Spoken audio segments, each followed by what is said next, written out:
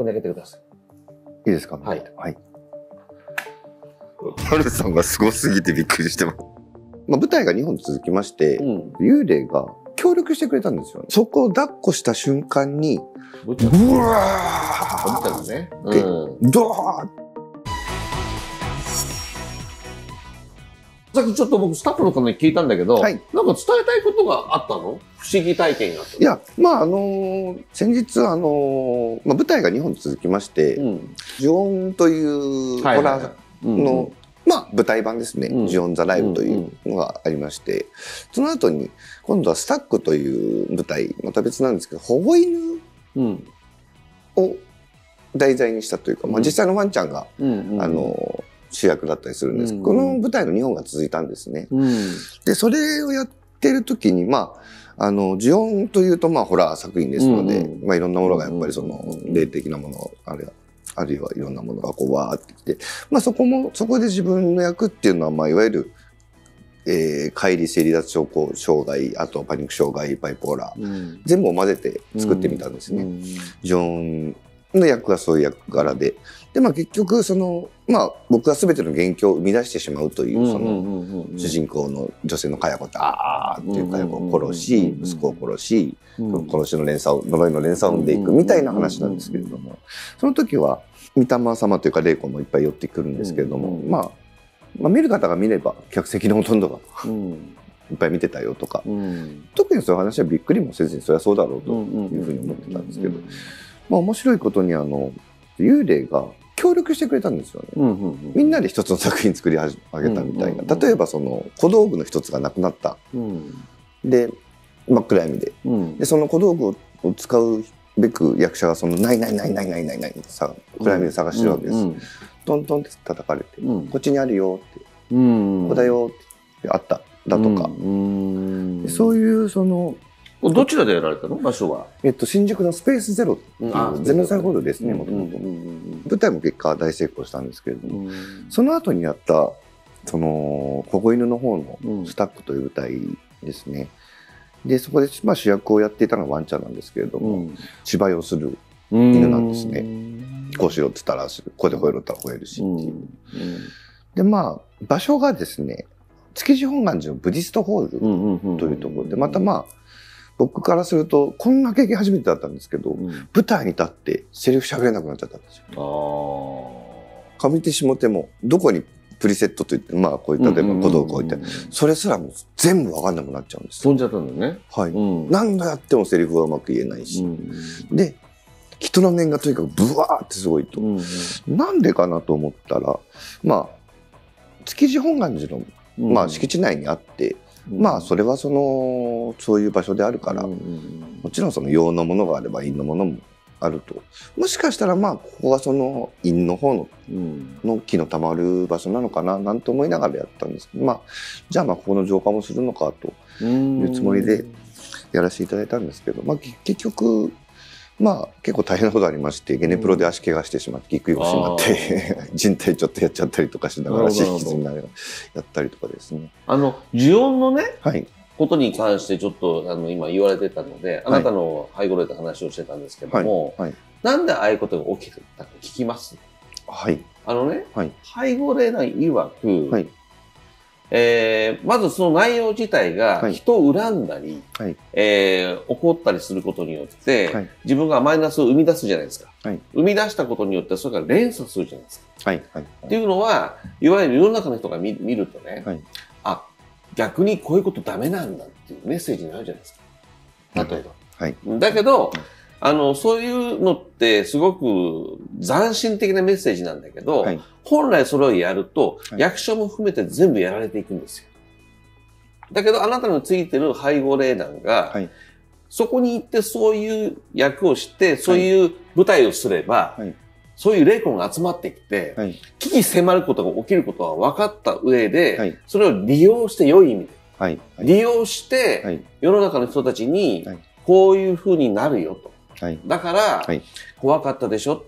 で危機迫るものがあったでしょ、なんか自分の胸に来るものがあったでしょ、自分に振り返ったでしょっていうようなメッセージを作るためにやった舞台がそれだったらしいです。だからあえて上の霊団が怖い霊たちがやることも分かった上で、全部逆に仕組んでやられたみたいですね。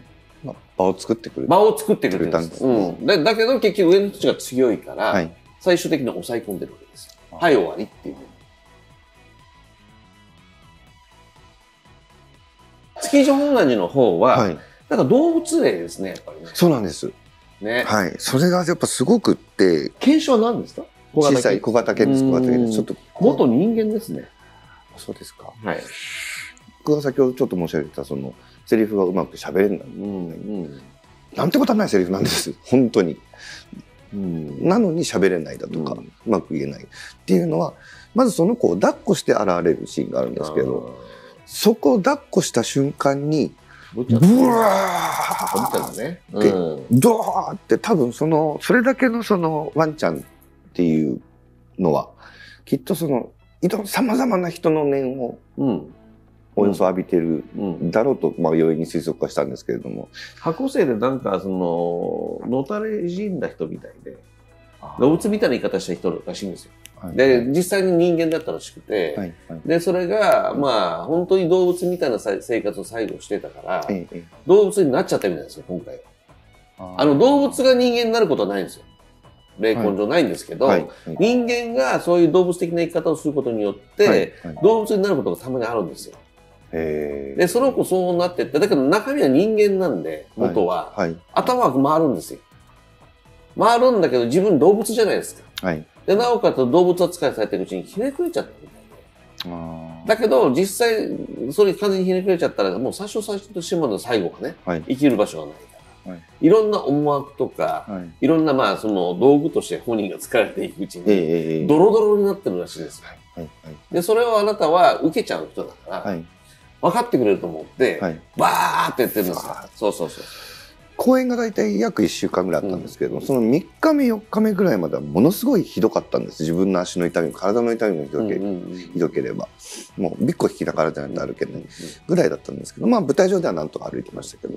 まあそんな中でそういう状態でやってて、結構お芝居もブレてしまって、周りに対する態度とかも結構自分ではあまりそんなつもりはなかったんですけど、結構荒ぶってたりとかしたらしく、でそういうのが続いたんですけど、4日目5日目、まあ終盤に近づいていくにつれて、その子を抱き上げるだけでもう涙が止まらなくなってきたんです。あったかい涙が。で、まあなんかしら浄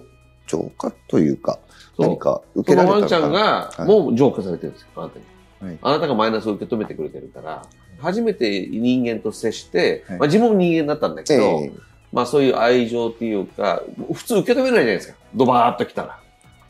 で、あなたを受け止めてあげたから、感謝も最後してますよね。それで多分あなたにすごくそういう、ありがとうの念も出してるし、あなた自身もそのワンちゃんに対して愛情が出てるし、っていうことです。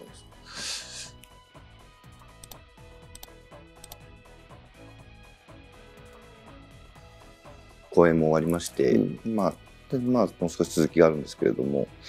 2公演続いたので、ちょっとまあ、マネージャーの方がご褒美と、あといろいろお礼参りに秩父の三峯神社に行こうということで、すぐ行ったんですけれども、参道を歩いていて鳥居をくぐった瞬間に涙が噴き出すってああいうことを言うんだと思ったんですけど、バーって本当バーってここ縦に出るぐらい涙がバーって狛犬を見たんですね。多分そのワンちゃんのいろんな思いがバーッと出たんですね、きっと浄化として。声が聞こえたりとかってあんまりないんですけれども、まあそのメッセージとしてはまあご苦労だったのみたいなこともなんかこういただいて、ただまあその帰り道ですかね、雨が滝のようにバーって降り出して、そんな中でまあ、どなたか帰り道に声かけられたんですけど、若き陰陽師よと。そなたは、もういい加減、アジアの大きな竜となっておることを自覚せよと、おっしゃっていただきまして。どなたかっていうのは、ポンって浮かんできたのが、真に魚って書いて、真央って出てきたので、まあ後で調べてみたら、弘法大師空海の空海さんの幼名だったらしく、まあ空海さんだったらお声かけてくださったのかなとかいろいろ思ったんですけども、まあ、その山を降りた瞬間にもパッと今度は雲がバーッと晴れて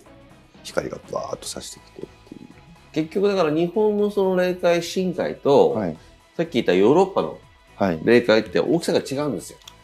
全く違って、ヨーロッパの方がすごく大きいんですね。みんな霊界が違うんですよ。違ってて、で、あなたは、ヨーロッパの方が歴史長いじゃないですか。実は長いんですよ。そうなんですね。はい、日本の方が実は短い。あ、そうなんですね。日本で全部作られているので、神話ですから、ヨーロッパは実際残ってるんですね。今、その霊体の話ですよ。その中で、やっぱりそのあなたの方が魂的にもエネルギーも大きいから、あなたが今日本にいる間に、いろんなことをやっぱり日本の霊界っていうのはあなたにしてほしいんですよ。だからいろんなものを言えるわけですよ。だからあなた霊媒だから、入ってくると全部感じちゃうじゃないですか。そしたら俺そうなのかもってなるわけです。そしたらまた引っ張られていくわけですよ。で、狭いところに落ちちゃうわけです。でも、今日僕最初に話したように、実はもっと広くて大きいところの人だから、